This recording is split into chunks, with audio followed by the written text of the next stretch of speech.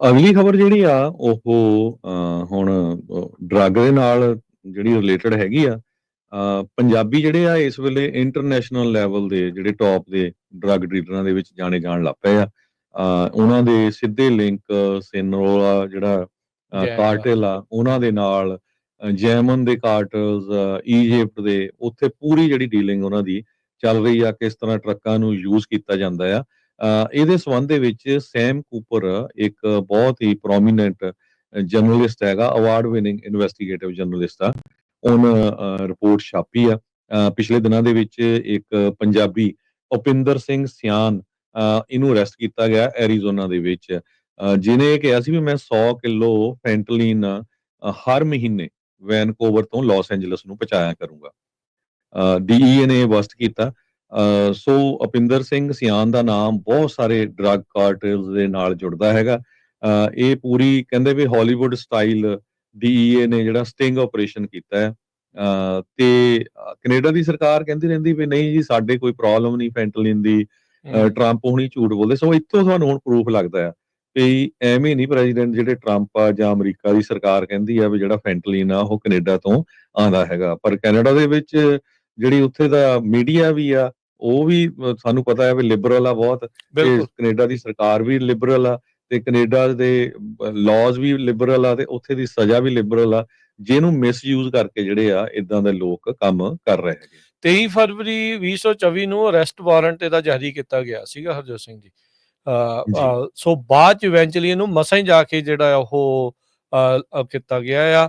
Brothers keepers ਕਰਕੇ gang ਦੇ ਵਿੱਚ ਇਹ ਜਦੋਂ ਉੱਥੇ ਲੋਵਰ ਮੇਨਲੈਂਡ ਦੇ ਵਿੱਚ ਹੁੰਦਾ ਸੀ ਤਾਂ ਕਾਫੀ ਜ਼ਿਆਦਾ ਜਿਹੜਾ ਸਰਗਰਮ ਸੀਗਾ। ਇਸ ਨੂੰ ਕਈ ਵਾਰੀ ਮਾਰਨ ਦੀਆਂ ਵੀ ਕੋਸ਼ਿਸ਼ ਕੀਤੀਆਂ ਗਈਆਂ, ਟਾਰਗੇਟਡ ਸ਼ੂਟਿੰਗ ਦੇ ਵਿੱਚ ਵੀ ਜਿਹੜਾ ਉਹ ਇਹ ਬਚਦਾ ਜਿਹੜਾ ਹੋ ਰਿਹਾ। Latin American cartel, Chinese community party ਦੇ ਕੈਮੀਕਲ ਸਪਲਾਇਰ, ਕਿਹਾਨਾਜ਼, ਇੱਥੋਂ ਤੱਕ ਕਿ ਹਜ਼ਬੁੱਲਾ ਦੇ ਫਾਈਨੈਂਸ ਨੈਟਵਰਕਸ ਦੇ ਵਿੱਚ ਵੀ ਇਸ ਦਾ ਨਾਮ ਆ ਉਹ ਦੱਸਿਆ ਜਾਂਦਾ ਆ। Turkey, Mexico city, Dubai, Australia, Toronto, Vancouver, Montreal, Hong Kong, LA 38 ਪੇਜਾਂ ਦੇ ਐਫੀਡੇਵਿਟ ਦੇ ਵਿੱਚ ਕਹਿੰਦੇ ਵੀ ਇਹ ਪਤਾ ਲੱਗਦਾ ਆ ਵੀ ਜਿਸ ਤਰੀਕੇ ਦੇ ਨਾਲ ਫੜਿਆ ਗਿਆ, ਕਹਿੰਦੇ ਕੋਈ ਹਾਲੀਵੁੱਡ ਮੂਵੀ ਤੋਂ ਘੱਟ ਨਹੀਂ ਹੈਗਾ। ਵਰਲਡ ਅੰਡਰਵਰਲਡ ਦੇ ਨਿਕਨੇਮ ਬਰਗਰ ਕੁਈਨ, ਡਾਰਥ ਵੇਡਰ, ਇਦਾਂ ਦੇ ਜਿਹੜੀ ਉਹ ਚੀਜ਼ ਬਣੀ ਆ। ਸੋ ਇਹੀ ਜਿਹੜਾ ਹਰਜੋਤ ਸਿੰਘ ਜੀ ਇਹ ਗੱਲ ਹੈਗੀ ਆ ਵੀ ਇਸ ਟਾਈਮ ਪੰਜਾਬੀ ਜਿਹੜੇ ਬਹੁਤ ਜ਼ਿਆਦਾ ਬਦਨਾਮ ਇਸੇ ਕਰਕੇ ਹੋ ਰਹੇ ਆ, ਇਦਾਂ ਦੇ ਜਿਹੜੇ ਲੋਕਾਂ ਦੀਆਂ ਕਰਤੂਤਾਂ ਦੇ ਜਿਹੜਾ ਉਹ ਚੱਲਦੇ ਆ। ਜਿਹੜਾ ਨਿੱਤ ਆਏ ਦਿਨ ਆਪਾਂ ਖਬਰਾਂ ਕਰਦੇ ਰਹੇ ਆ, ਸੁਣਦੇ ਆ, ਸਾਰਿਆਂ ਨੇ ਸੁਣੀਆਂ ਦੇਖੀਆਂ ਆ ਵੀ ਕਿੱਦਾਂ ਜਿਹੜੀ ਫੜੋ ਫੜਾਈ ਹੁੰਦੀ ਰਹਿੰਦੀ ਆ, ਖਾਸ ਕਰਕੇ ਕੈਨੇਡਾ ਅਮਰੀਕਾ ਦੇ ਬਾਰਡਰ ਦੇ ਉੱਤੇ। ਉਹ ਪੰਜਾਬੀਆਂ ਦੇ ਟਰੱਕਾਂ ਚੋਂ ਕਿੰਨਾ ਜ਼ਿਆਦਾ ਡਰੱਗ ਜਿਹੜਾ ਉਹ ਫੜ ਹੁੰਦਾ ਰਿਹਾ ਆ, ਅਜੇ ਵੀ ਖਬਰਾਂ ਜਿਹੜੀਆਂ ਉਹ ਆਉਂਦੀਆਂ ਆ। ਸੋ ਇਦਾਂ ਦੇ ਜਿਹੜੇ ਸਰਗਨਾ ਆ ਉਹ ਕਾਫੀ ਜ਼ਿਆਦਾ ਇਸ ਟਾਈਮ ਅੱਗੇ ਜਿਹੜਾ ਉਹ ਚੱਲ ਰਹੇ ਹੈਗੇ ਆ। ਸੋ ਸਰੀ ਦਾ ਗੈਂਗਸਟਰ ਕਹਿੰਦੇ ਵੀ ਇੰਟਰਨੈਸ਼ਨਲ ਡਰੱਗ ਕਿੰਗ ਪਿਨ ਜਿਹੜਾ ਉਹ ਬਣਿਆ, ਤੇ ਇਵੈਂਚੁਅਲੀ ਜਿਹੜਾ ਆ ਉਸ ਨੂੰ ਜਿਹੜਾ ਆ ਉਹ ਫੜ ਲਿਆ ਗਿਆ। ਕਹਿੰਦੇ ਵੀ ਇਮੀਗ੍ਰੇਸ਼ਨ ਬੋਰਡ ਨੇ ਰੂਲ ਕੀਤਾ ਸੀਗਾ ਵੀ ਇਹਨੇ ਵਿਆਹ ਜਿਹੜਾ ਨਕਲੀ ਜਿਹੜਾ ਉਹ ਕਰਾਇਆ ਆ।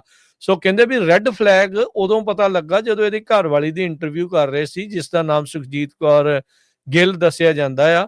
ਕਹਿੰਦੇ ਵੀ ਉਸ ਨੂੰ ਪਤਾ ਨਹੀਂ ਸੀਗਾ ਵੀ 2008 ਦੀ ਇੱਕ ਗੈਂਗਲੈਂਡ ਸ਼ੂਟਿੰਗ ਦੇ ਵਿੱਚ ਸਰੀ 'ਚ ਇੰਜਰ ਹੋਇਆ ਸੀਗਾ, ਤੇ ਉਹਦਾ ਕੋਈ ਕ੍ਰਿਮੀਨਲ ਰੈਕਡ ਵੀ ਜਿਹੜਾ ਉਹ ਹੈਗਾ ਆ। ਸੋ ਕਹਿੰਦੇ ਵੀ ਇਹ ਜਿਹਨੇ ਨੇ ਵਿਆਹ ਕਰਕੇ ਕਹਿੰਦੇ ਵੀ ਸੋ ਕਾਲਡ ਉਸ ਕੁੜੀ ਨੂੰ ਉੱਥੇ ਲਿਆਉਣ ਦੀ ਜਿਹੜੀ ਉਹ ਕੋਸ਼ਿਸ਼ ਕੀਤੀ ਸੀ, ਤੇ ਉਹ ਇਮੀਗ੍ਰੇਸ਼ਨ ਅਪੀਲ ਨੇ ਇਸ ਨੂੰ ਸ਼ੈਮ ਮੈਰਿਜ ਜਿਹੜਾ ਆ ਉਹ ਘੋਸ਼ਿਤ ਕੀਤਾ ਸੀ, ਤੇ ਇਵੈਂਚੁਅਲੀ ਫਿਰ ਇਸ ਦੇ ਆਲੇ ਦੁਆਲੇ ਜਿਹੜੇ ਉਹ ਪੈ ਗਏ ਹੈਗੇ ਆ। 2015 ਦੇ ਵਿੱਚ ਇਹਦਾ ਜਿਹੜਾ ਵਿਆਹ ਹੋਇਆ ਸੀ, ਤੇ ਉਸ ਨੂੰ ਇਮੀਗ੍ਰੇਸ਼ਨ ਬੋਰਡ ਨੇ ਨਕਲੀ ਵਿਆਹ ਜਿਹੜਾ ਉਹ ਕਰਾਰ ਦਿੱਤਾ ਸੀਗਾ। ਸੋ ਕਾਫੀ ਲਿੰਕ ਦੂਰ ਦੂਰ ਤੱਕ ਆ ਹਰਜੋਤ ਸਿੰਘ ਜੀ ਵੀ ਇਸ ਟਾਈਮ ਆ। 21 ਜੁਲਾਈ ਨੂੰ ਹੁਣ ਕਹਿੰਦੇ ਵੀ ਇਸ ਨੂੰ US ਦੀ ਅਦਾਲਤ ਦੇ ਵਿੱਚ ਪੇਸ਼ ਕੀਤਾ ਜਾਊਗਾ। ਇਹਦੀ ਇਨਵੈਸਟੀਗੇਸ਼ਨ ਟਰਕੀ ਤੋਂ ਲੈ ਕੇ ਆਸਟ੍ਰੇਲੀਆ ਤੱਕ ਜਿਹੜੀ ਉਹ ਹੋਈ ਆ। RCMP ਦੇ ਲਿਆਜ਼ਨ ਆਫਿਸਰ ਅਮਰੀਕਨਸ ਐਂਕਾਰਾ ਦੇ ਵਿੱਚ ਜੋ ਕਿ ਟਰਕੀ 'ਚ ਪੈਂਦਾ ਆ, ਉੱਥੋਂ ਦੇ ਜਿਹੜੇ ਇਨਵੈਸਟੀਗੇਟਿਵ ਏਜੰਸੀਜ਼ ਜਿਹੜੀਆਂ ਸਾਰਿਆਂ ਨੇ ਮਿਲ ਜੁਲ ਕੇ ਇਸ ਨੂੰ ਇਵੈਂਚੁਅਲੀ ਗ੍ਰਿਫਤਾਰ ਕਰਨ ਦੇ ਵਿੱਚ ਕਾਮਯਾਬੀ ਜਿਹੜੀ ਉਹ ਹਾਸਿਲ ਕੀਤੀ ਹੈਗੀ ਆ। ਸੋ ਕਾਰਟੇਲਸ ਨੂੰ ਉੱਥੇ ਕਹਿੰਦੇ ਵੀ ਸੈਟਅਪ ਕਰਾਉਣ ਦੇ ਵਿੱਚ ਭੁਪਿੰਦਰ ਸਿੰਘ ਸਿਆਂ ਦਾ ਨਾਮ ਜਿਹੜਾ ਉਹ ਵੱਡੇ ਪੱਧਰ ਦੇ ਉੱਤੇ ਆ ਰਿਹਾ ਹੈਗਾ ਆ। ਜੀ। ਸੋ ਦੇਖੋ ਹੁਣ ਇੱਕ ਤਾਂ ਫੈਂਟਲੀਨ ਵੈਨਕੂਵਰ ਤੋਂ LA ਨੂੰ ਹਰ ਮਹੀਨੇ 100 ਕਿਲੋ ਭੇਜਣੀ ਸੀ। ਦੂਜਾ ਲਾਸ ਐਂਜਲਸ ਤੋਂ ਆਸਟ੍ਰੇਲੀਆ ਨੂੰ ਮੈਥ ਦੀ ਜਿਹੜੀ ਸ਼ਿਪਮੈਂਟ ਜਾਣੀ ਸੀ। ਉਹ ਕਮਿਟ ਕੀਤਾ ਸੀ। ਉਹਦੇ ਵਿੱਚ ਮੈਕਸੀਕਨ ਕਾਰਟੇਲਸ, ਚਾਈਨੀਜ਼, ਇਰਾਨੀਅਨਸ ਇਹ ਸਾਰੇ ਇਨਵੋਲਵ ਸੀ।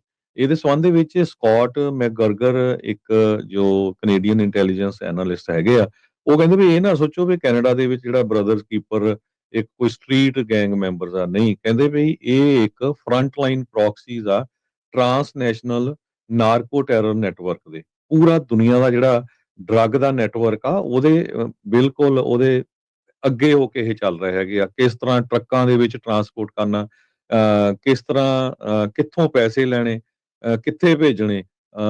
ਸੋ DEA ਨੇ ਕਿਸ ਤਰ੍ਹਾਂ ਫੜਿਆ ਵੀ ਇੱਕ ਉਹਨਾਂ ਨੇ ਕਿਹਾ ਵੀ ਸਾਡਾ ਜਿਹੜਾ ਖੁਦ ਬੰਦਾ ਜੋ ਆ ਉਹ ਪੋਰਟ ਦੇ ਉੱਤੇ ਲੱਗਾ ਹੈਗਾ ਆ, ਉਹ ਪੂਰੇ ਦਾ ਪੂਰਾ ਕੰਟੇਨਰ ਹੀ ਤੁਹਾਡਾ ਲੰਘਾ ਦਊਗਾ। ਸੋ ਉਹ ਉਸ ਚੱਕਰ ਦੇ ਵਿੱਚ ਐਰੀਜ਼ੋਨਾ ਦੇ ਵਿੱਚ ਇਹ ਜਿਹੜੇ ਸਿਆਲ ਸਾਹਿਬ ਆ ਇਹ ਫੜੇ ਗਏ ਹੈਗੇ ਆ। ਸੋ ਕਹਿੰਦੇ ਵੀ ਇਹਨਾਂ ਦਾ ਇੱਕ ਕਿਨਹਾਨ ਫੈਮਿਲੀ ਜੋ ਆਇਰਿਸ਼ ਆਰਗੇਨਾਈਜ਼ ਕ੍ਰਾਈਮ ਜਿਹੜਾ ਕਰਦੇ ਆ, ਬਹੁਤ ਵੱਡਾ ਉੱਥੇ ਦਾ ਜਿਹੜਾ ਕਾਰਟਲ ਹੈਗਾ, ਉਹਨਾਂ ਦੇ ਨਾਲ ਵੀ ਸਿੱਧੇ ਜਿਹੜੇ ਸੰਬੰਧ ਹੈਗੇ ਆ। ਸੋ ਟਰਕਿਸ਼ ਡਰੱਗ ਦੇ ਕਿੰਗ ਪਿਨ ਹਾਕਨ ਆਰਫ ਇਹ ਹੈਗੇ ਆ, ਉਹਨਾਂ ਦੇ ਨਾਲ ਵੀ ਸਿੱਧੇ ਰਲ ਕੇ ਜਿਹੜਾ ਇਹ ਕੰਮ ਕਰ ਰਹੇ ਸੀਗੇ। ਵੈਨਕੂਵਰ ਦੇ ਵਿੱਚ ਸਿਆਨ ਹੋਣਾ ਨੇ ਇਹ ਦੋ ਬੰਦਿਆਂ ਨੂੰ ਇੰਟਰੋਡਿਊਸ ਕੀਤਾ ਸੀ ਇਸ ਅੰਡਰਕਵਰ DEA ਏਜੰਟ ਨੂੰ, ਕਿ 500 ਕਿਲੋ ਸਾਡੇ ਕੋਲ ਕੋਕੇਨ ਜਿਹੜੀ ਹੈਗੀ ਆ, ਇਹ ਅਸੀਂ ਲਾਸ ਐਂਜਲਸ ਤੋਂ ਆਸਟ੍ਰੇਲੀਆ ਨੂੰ ਪਹੁੰਚਾਣੀ ਹੈਗੀ ਆ। 2 ਲੱਖ ਡਾਲਰ ਪਰ ਕਿਲੋ ਉਹਦੀ ਕੀਮਤ ਸੀ। ਹੁਣ ਤੁਸੀਂ ਦੇਖ ਲਓ ਵੀ 500 ਕਿਲੋਗ੍ਰਾਮ ਸੀ ਤੇ 2 ਲੱਖ ਡਾਲਰ ਪਰ ਕਿਲੋਗ੍ਰਾਮ ਉਹਦੀ ਜਿਹੜੀ ਕੀਮਤ ਸੀ। ਜੀ ਬਿਲਕੁਲ। ਸੋ ਇਹ ਜਿਹੜੀਆਂ ਸਾਰੀਆਂ ਚੀਜ਼ਾਂ ਜਿਹੜੀਆਂ ਇਸ ਟਾਈਮ ਚੱਲ ਜਿਹੜੀਆਂ ਉਹ ਰਹੀਆਂ ਹੈਗੀਆਂ ਆ।